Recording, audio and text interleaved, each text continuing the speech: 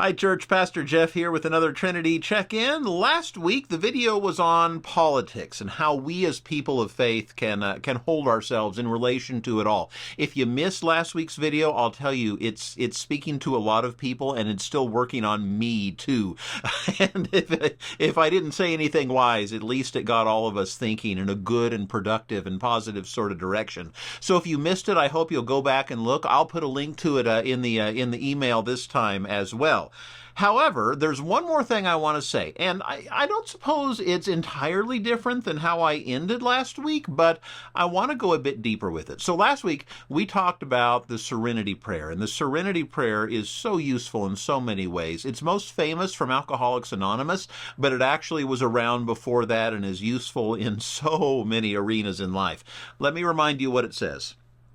God, grant me the serenity to accept the things I cannot change, courage to change the things I can, and wisdom to know the difference.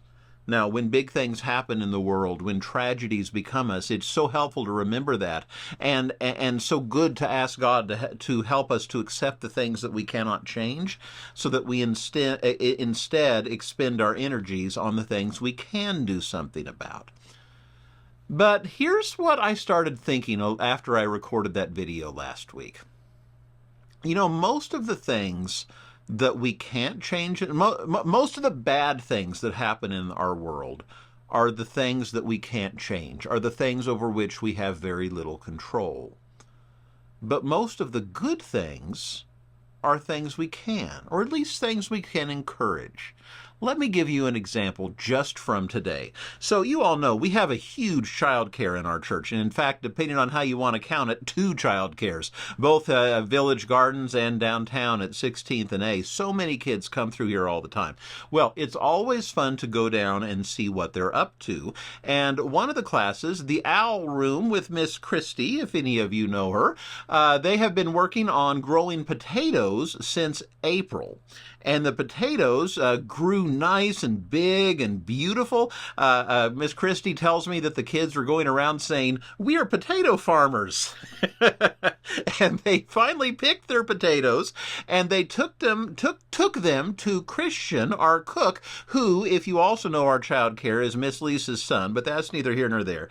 And he took those potatoes, chopped them up, put some seasonings on them, put them in the oven, and this is when I got to come into the picture. I followed Christian downstairs with these potatoes fresh out of the oven.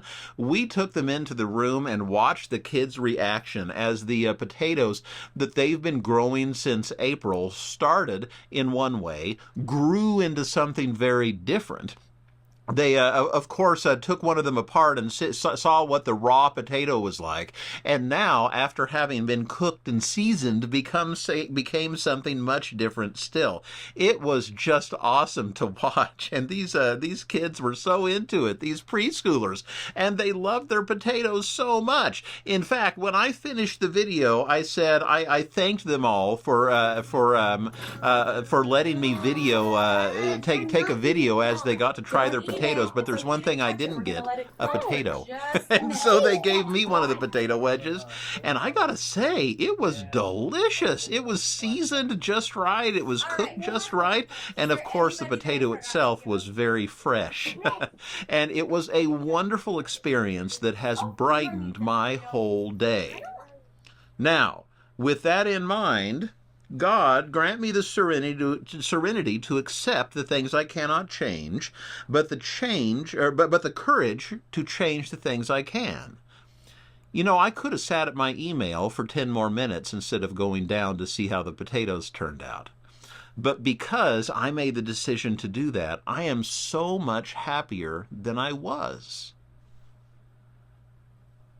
We can always enact more positive change in our life. And if we pause a minute to look around, you know, if we think of the national level, the global scale, then good news does happen, at least every now and then. But if we look at our own lives on the day-to-day, there are good things all over the place. Just last night, I was at a baseball practice with my older son, the last one of the season for him, and I watched him. They were doing a home run derby, and I watched him hit one a great long ways, and it was great to watch. And then at the the end, they brought out water balloons in coolers for the last bit of batting practice.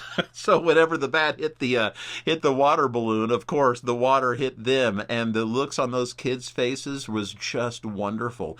And as bad as it is when the smoke plumes from the forest fires come our way, there was something really beautiful about the sunset last night caused by that smoke. Now, I'm not saying that makes the smoke a good thing, but I'm saying that there was at least one good moment to be found even in the midst of it. You see, the beauty is there whenever you look for it, and it's something that we can do. For all the things we can't do in the world, for all the things that threaten to take away our hope, there are always things that we can do to reclaim that hope and to get it back. So, what I want to ask you today is one very simple question. What's your potato?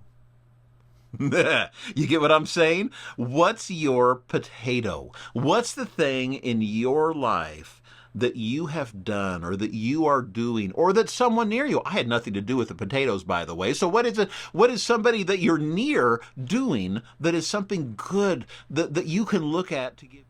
Okay, you all are going to laugh at me. Remember a few weeks ago I told you about the timers on my phone to remind me to pray? One of the timers just went off and interrupted my video. Doesn't that figure? No. But you get what I'm saying, right? What is it in your life that brings you joy? What is it near you, even if you can't find it in your own life? Where is there joy adjacent to you that you can draw your hope from?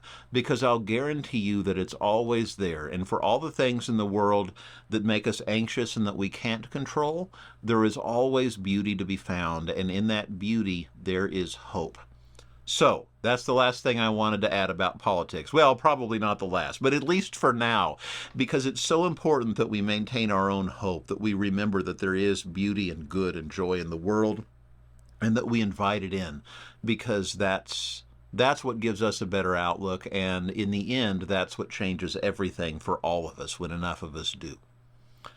All right, I hope you are well, church. I would love to know what's bringing you joy. I would love to know what your potato is. Please let me know.